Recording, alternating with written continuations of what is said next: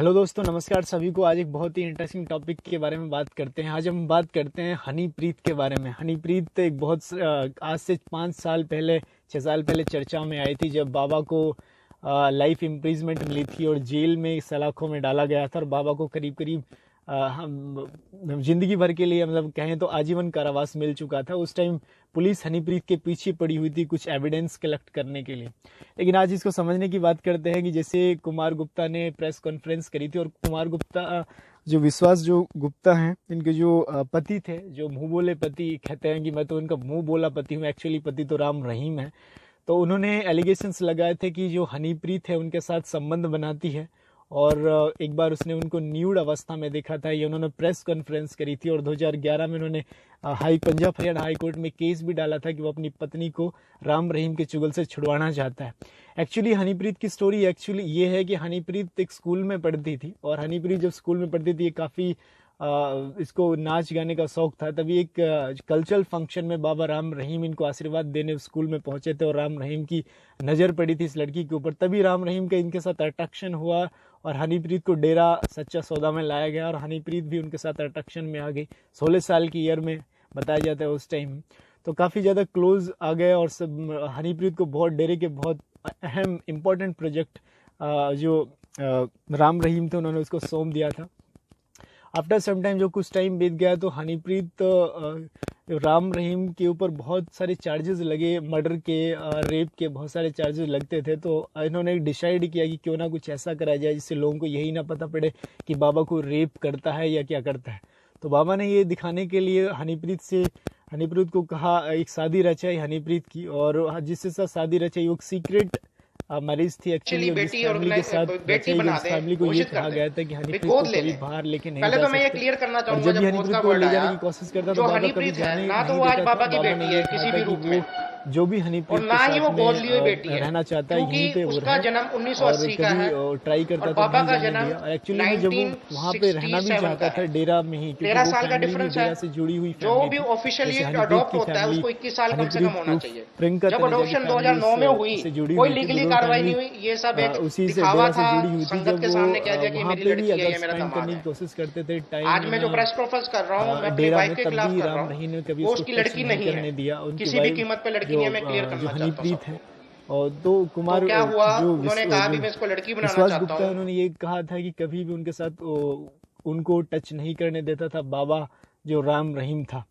और उन्होंने ये भी एलिगेशंस लगाया था कि उन्होंने बहुत सारे न्यूड अवस्था में और संबंध बनाने तक के आरोप उन्होंने लगा डाले थे। वो मैं आपको प्रेस कॉन्फ्रेंस सुनवाऊंगा। कुआं में रहता लेकिन तो पापा इसकी और मेरा जितनी कमरा भी जो साथ साथ फैमिली था, थी, तो नींद तो चाहे मुझे वो वैसे ही नहीं उनके आती थी, बेचैन में हनीप्रीत के रहता जो था। पिता हैं, जैसे मैं बाहर आया, मैं पानी जो पीने के लिए रामानंद, बाहर उन्होंने आया, एमआरएफ टायर की तो जब आदमी को एक क्यूरियोसिटी भी है, एजेंसी खोली हुई बेचैन भी थी है, टायर्स की, परेशान भी उसमें है, वो भी क्या इनका करेगा। कॉपरेशन रहा है। तो मुझे इनके थोड़ी सी हल्की सी आवाज जो सुनाई दी वहां पे प्रियंका कि कुछ तनेजा यानी गड़बड़ है। हनीप्रीत के जो तो मैं भाई बाबा थे, के कमरे के साथ जैसे साहिल ऐसे हुआ, तनेजा, तो इनको भी दरवाजा पता नहीं, इनका आशीर्वाद प्राप्त भगवान था। ने और मेरी निशुल आंख तनेजा की पूरी शादी में भी 100% फैसला खोलनी इन्होंने थी, लगाया क्या था था। यानी वो तो ये भगवान बाबा जाने। इनके ऊपर वो बहुत दरवाजा सारा खुल गया मेहरबान था, और और दरवाजा खुला हमने तो देखा अंदर था कि सारा बाबा की सब जो कुछ चल इम्पोर्टेंट रहा जो था। प्रोडक्शंस थी, वो जिन्होंने न्यूड थे, जितनी भी सेक्स कर सारी जो रहे थे। फिल्में बनाई थी, उन सारी बाकी फिल्मों में जो वाह, पैसा मेरी जो उस टाइम कमाई मैंने होती जब थी उस कहा, प्रोजेक्ट को उस जो टाइम तो देखा मेरी जाता वाइफ तो थी, चलो वो आज तो वाइफ नहीं है, यही मेरा करते थे। डिवोर्स हो गया, पर मैंने अपने हनीप्रीत दिल पे पत्थर रख के बताना पड़ा कि इसको बहुत सबको जरूरी था। मेंटेन करती थी। So this is very very interesting story, and I want to now मैं आपको कुछ ऐसी क्लिप दिखाना चाहूँगा जिसमें एक्चुअली बेटी बना दें, घोषित कर दें, भी गोद ले लें। पहले तो मैं ये क्लियर करना चाहूंगा, जब गोद का वर्ड आया, जो हनीप्रीत है ना तो वो आज बाबा की बेटी है किसी भी रूप में, और ना ही वो गोद ली हुई बेटी है, क्योंकि उसका जन्म 1980 का है और बाबा का जन्म 1967 का है। 13 साल का डिफरेंस है। जो भी ऑफिशियली अडॉप्ट होता है उसको 21 साल कम से कम होना चाहिए। जब अडॉप्शन 2009 में हुई, कोई लीगली कार्रवाई नहीं हुई, ये सब एक दिखावा था, संगत के सामने कह दिया कि ये मेरी लड़की है, ये मेरा दामाद है। आज मैं जो प्रेस कॉन्फ्रेंस कर रहा हूं, मैं अपनी वाइफ के खिलाफ कर रहा हूं, वो उसकी लड़की नहीं है, किसी भी कीमत पे लड़की नहीं है, मैं क्लियर करना चाहता हूं सबको।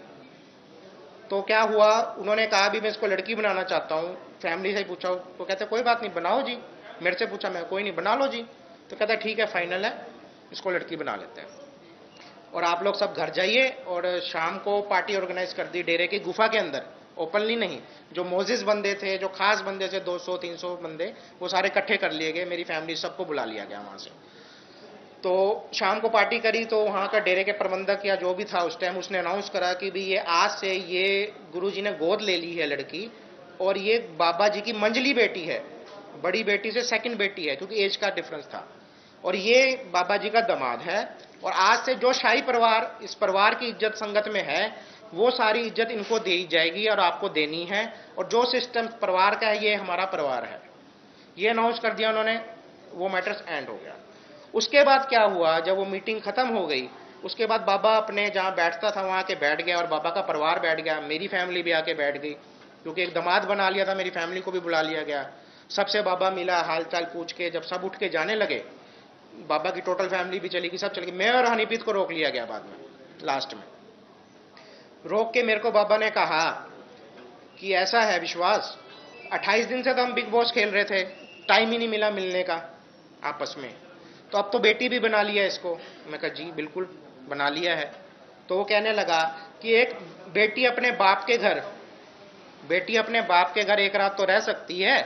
मैं कहा जरूर रह सकती है, बाप बेटी का रिश्ता है, वो तो पहले भी मुझे कोई दिक्कत नहीं थी।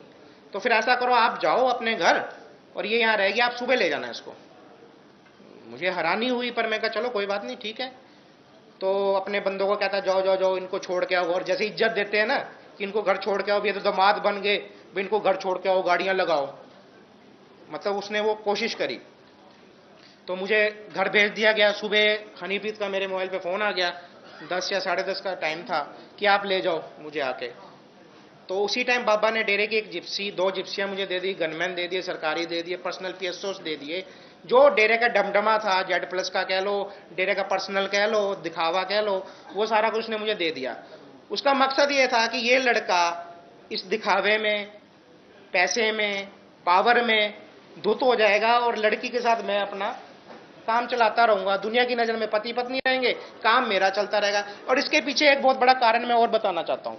जब 1999 से पहले सीबीआई के केसेस सारे खुल चुके थे, चार्जशीट भी मेरे ख्याल से हो चुकी थी, बहुत बदनामी भी हो चुकी थी साध्वियों के इसमें, तो उसको ये चाहता था कि भाई एक पक्का बंदा रख लिया जाए, भाई ज्यादा मुंह मारने का कोई फायदा नहीं है, एक पक्का अड्डा, एक मेरी बीबी के रूप में एक लड़की रहे, मैं उससे ही गुजारा कर लूं, भाई बहुत बदनामी होगी, उम्र भी हो चुकी है, उम्र भी हो चुकी है।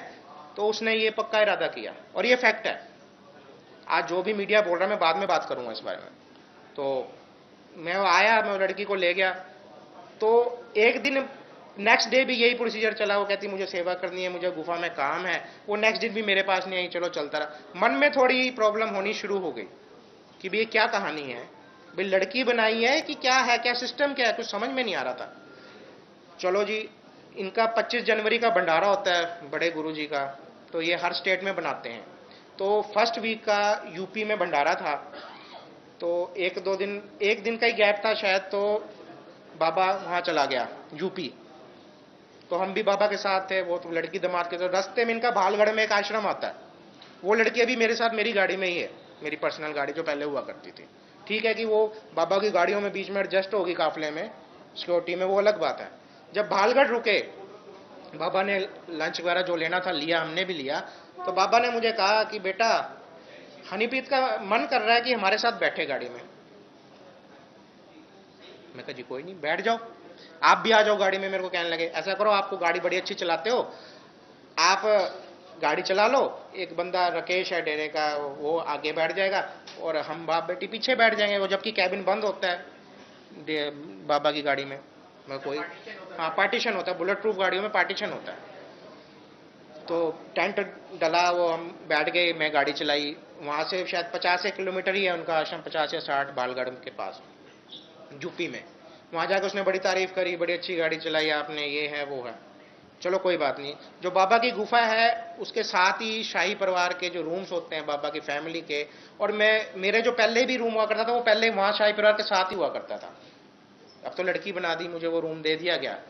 फिर वही प्रॉब्लम, रात के 9 बज गए, उसका कोई अता पता नहीं लड़की का आना है नहीं आना। मेरे मदर फादर भी साथ थे, वो अपने अलग रूम में सो रहे थे। मैं बेचैन कि भाई क्या हुआ, अब भी नहीं आई। अब तो मैं डेरे में हूँ, अब मैं अपने घर में तो नहीं हूँ, अब तो आना चाहिए। उसका सामान भी सारा मेरे कमरे में पड़ा है, कपड़ा लत्ता सब कुछ।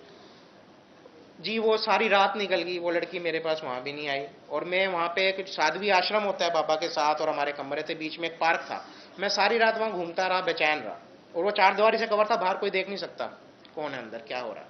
तो जब बाबा का सेवादार सुबह 5 बजे उसने दरवाजा खोला और मैं बाहर था ही, तो मैंने, उसका नाम धर्म सिंह था जो बाबा का खास सेवादार था उस टाइम, मैं कहा धर्मा भाई हनीप्रीत कहाँ है। तो जो साधवियां थी वो 5 बज चुके थे, 5-7 साधवियां भी बाहर आ गई, उन्होंने भी ये मेरी वर्डिंग सुन ली कि भी सो काल जीजा जी ये क्वेश्चन पूछ रहे हैं कि भी हनीप्रीत कहाँ है। क्योंकि मैं जवाई तो था नहीं, मैं तो किराए का टट्टू था वहां एक तरह से। तो वो भी भुचक्का रह गया बंदा कि ये क्या पूछ रहे हैं मेरे से। तो वो चुप रह गया, उसने दरवाजा बंद करा, वो अंदर चला गया। विद इन 10 मिनट्स वो बंदा फिर बाहर आया मेरे पास, कहने लगा कि आपको बाबा जी बुला रहे हैं। मैं कहा चलो भाई बुला रहे हैं तो बाबा अपनी गुफा में नहा के निचले कमरे में सोफे पे बैठा था।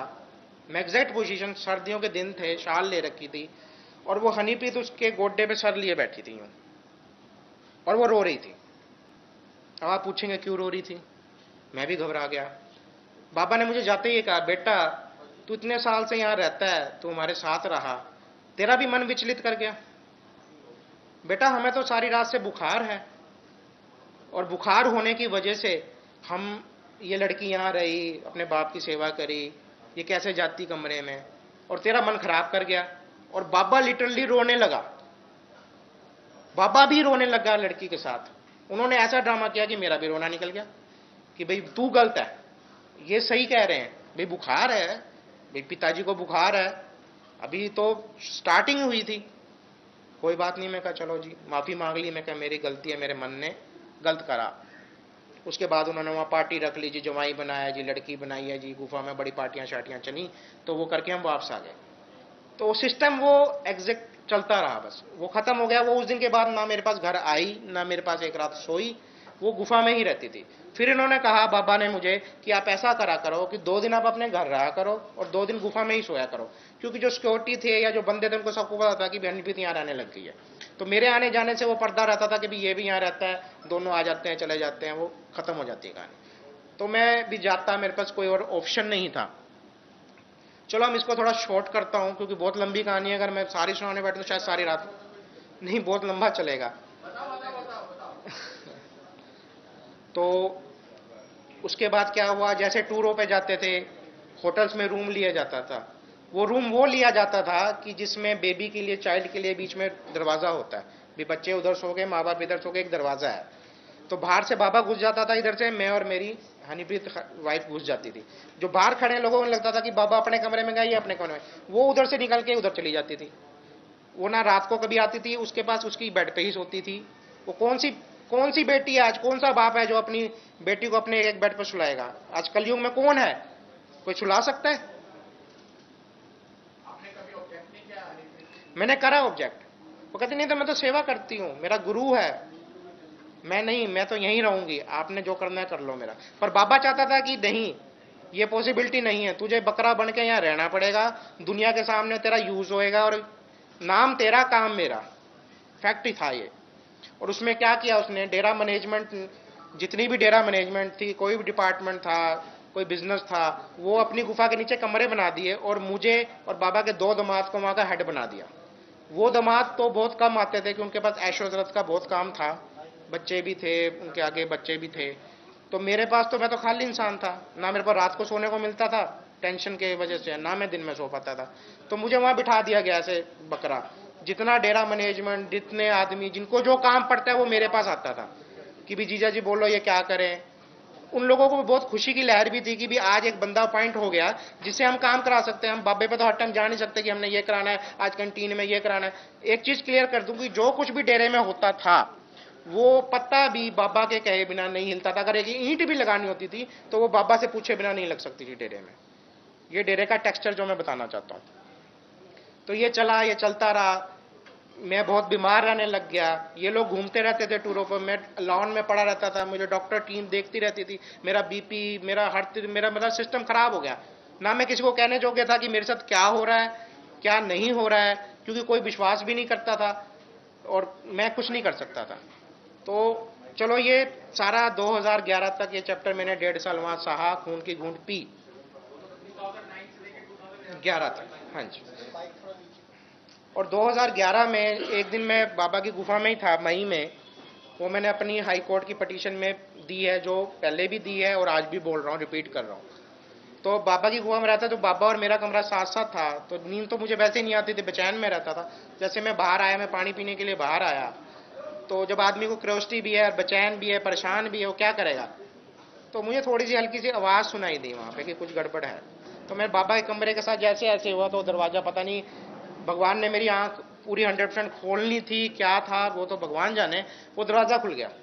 और दरवाज़ा खुला तो अंदर सारा सब कुछ चल रहा था। वो न्यूड थे, सेक्स कर रहे थे।